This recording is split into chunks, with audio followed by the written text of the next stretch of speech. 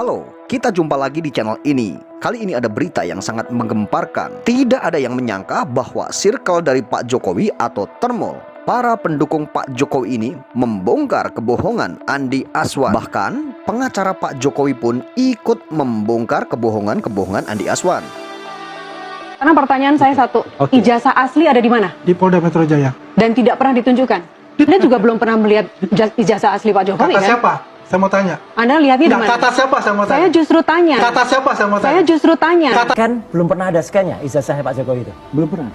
Andi Azwan waktu itu pernah mengatakan ini scan asli ijazah Jokowi. Berarti bohong ya?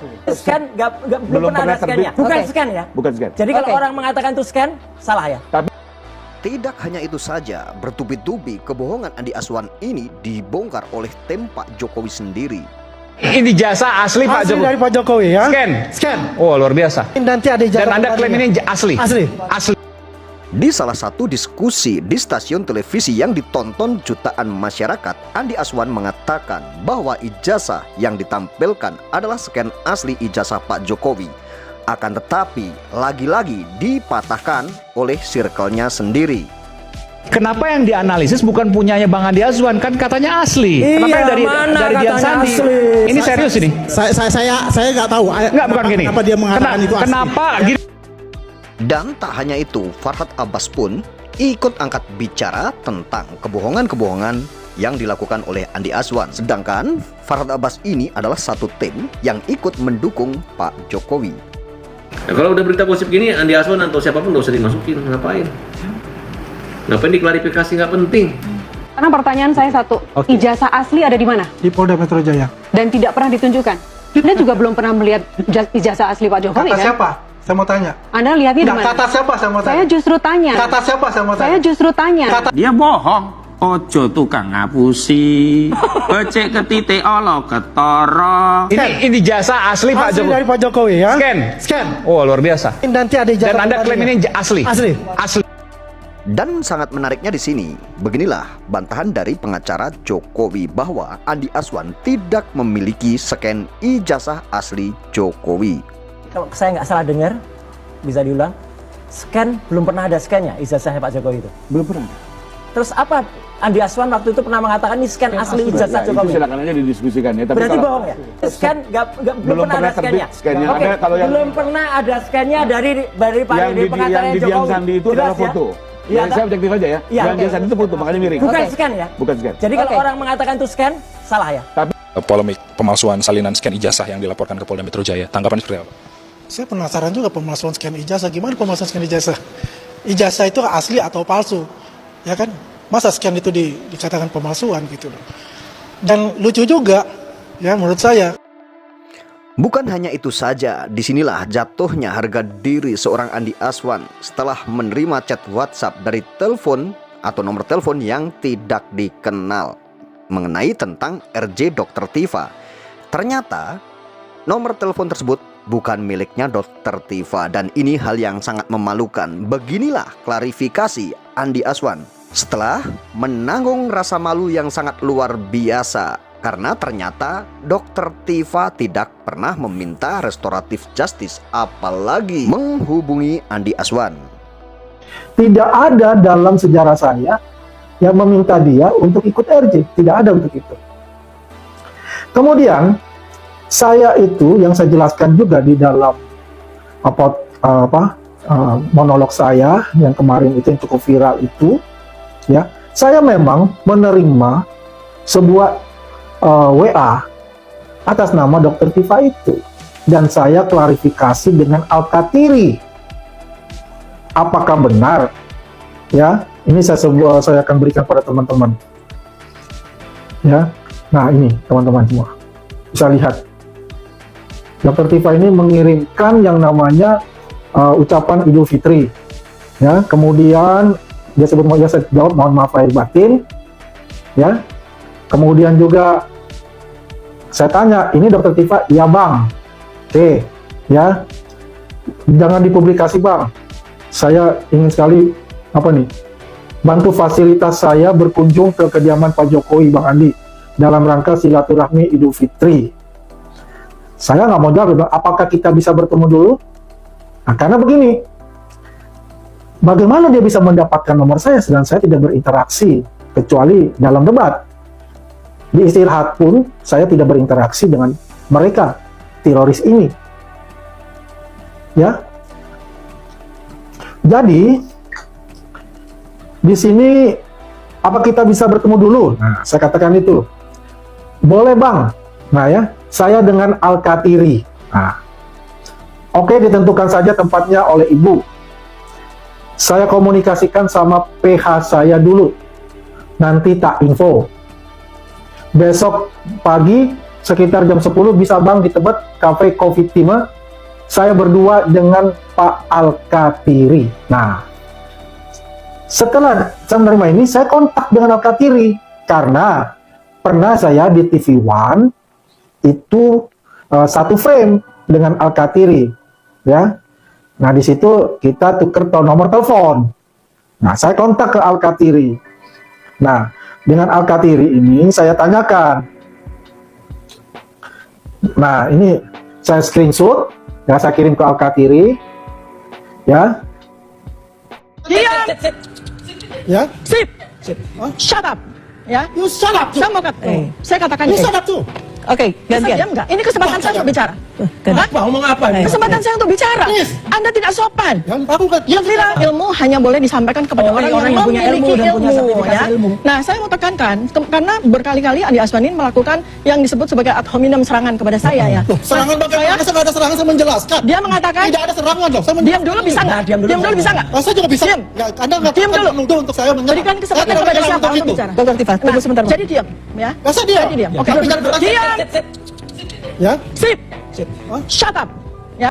Polemik pemalsuan salinan scan ijazah yang dilaporkan ke Polda Metro Jaya. Tanggapan seperti apa? Saya penasaran juga pemalsuan scan ijazah. Gimana pemalsuan scan ijazah? Ijazah itu asli atau palsu? Ya kan? Masa scan itu dikatakan pemalsuan gitu loh. Dan lucu juga, ya menurut saya. Yang ditunggu-tunggu rakyat Indonesia itu adalah berani nggak Polda Metro Jaya menampilkan primary evidence berupa ijazah Pak Jokowi.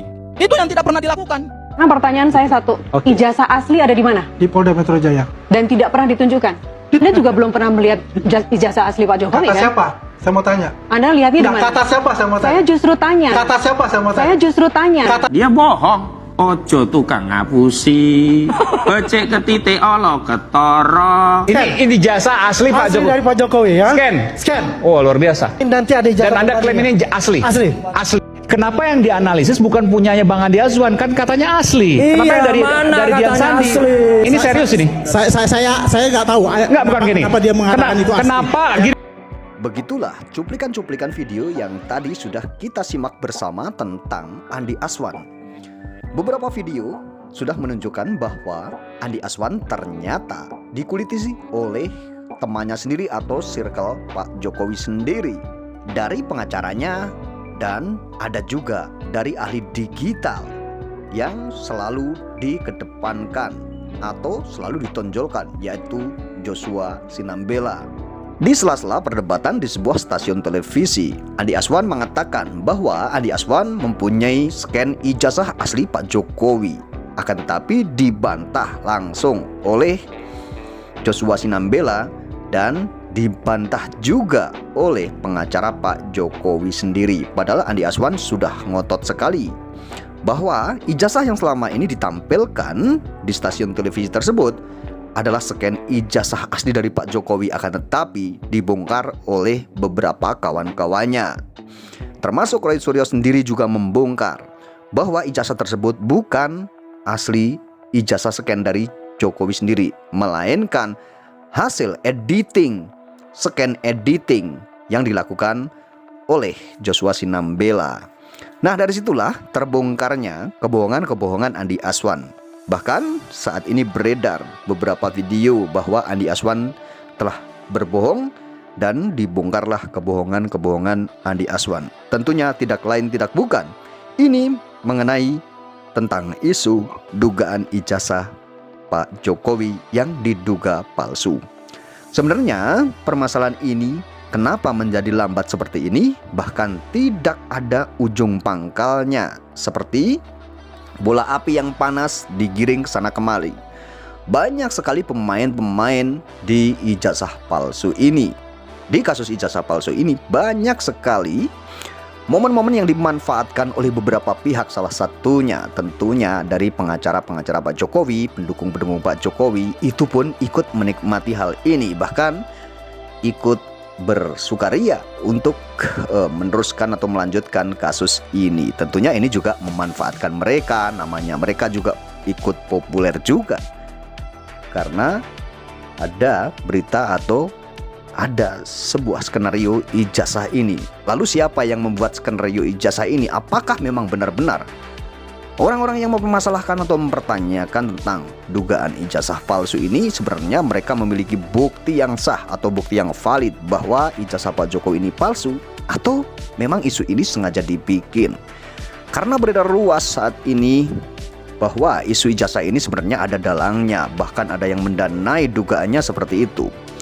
Entah itu benar atau tidak, sebenarnya kita juga belum tahu tentang kebenaran atau tentang berita-berita tersebut, atau itu adalah hanya sebuah isu belaka atau sebuah hoax yang dibangun atau diciptakan oleh beberapa orang. Karena memang sebenarnya apakah ijazah Pak Jokowi ini memang palsu, dan mereka yang membangun narasi-narasi bahwa sebenarnya isu ijazah ini didanai atau dibangun oleh seseorang atau dibangun oleh petinggi di negara ini, tentunya ini masih simpang siur. Karena mungkin juga hal ini dibangun oleh kelompok Pak Jokowi bahwa memang ada seseorang yang mendanai, ada seseorang yang sengaja menciptakan isu ijazah ini. Ini adalah Pak Jokowi sendiri atau dari kubu Pak Jokowi sendiri yang menarasikan hal tersebut. Ataukah ini hanya hal yang untuk sebenarnya membantah bahwa ijazah Pak Jokowi ini palsu? Kita juga tidak tahu. Apakah sebenarnya ijazah Pak Jokowi ini palsu dan akhirnya mereka membangun narasi untuk menanggulangi hal ini? Kita juga belum tahu hal tersebut. Akan tetapi kabar ini sudah terlanjur beredar bahwa sebenarnya kasus ijazah ini atau isu tentang ijazah palsu ini diciptakan dan didanai oleh beberapa pihak atau ada dalangnya. Hal ini narasi-narasi dari kubu Pak Jokowi dan tentunya ini belum menemukan sebuah kebenarannya.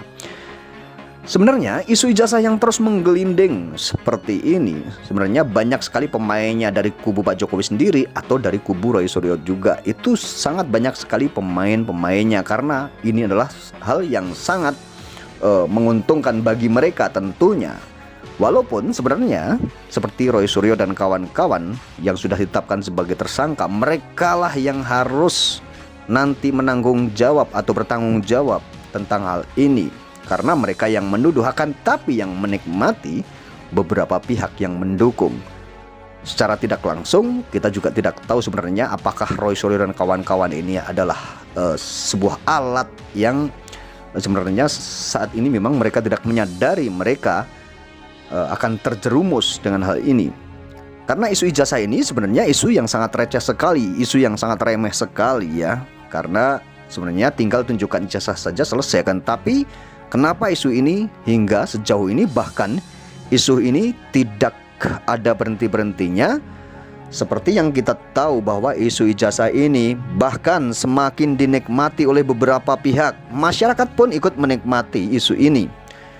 Karena dinilai isu ini sebenarnya tidak penting sekali dari awal, akan tetapi dengan beredar luasnya dan dari giringan opini liar yang digiring dan yang keluar dari beberapa pihak, salah satunya awalnya itu Rismon Sianipar, Roy Suryo dan kawan-kawan yang menggiring tentang isu ini. Akan tetapi isu ini pun tidak ada selesainya dan masyarakat akhirnya ikut tergiring. Beberapa kali saya katakan bahwa masyarakat awalnya tidak pernah tertarik dengan isu ini. Yang awalnya isu ini adalah isu yang remeh-temeh, akan tetapi dengan giringan opini yang sangat luar biasa, akhirnya masyarakat pun ikut tergiring. Kenapa masyarakat ikut tergiring opininya dan terbangun asumsinya? Masyarakat awalnya tidak tertarik sama sekali dengan isu ini.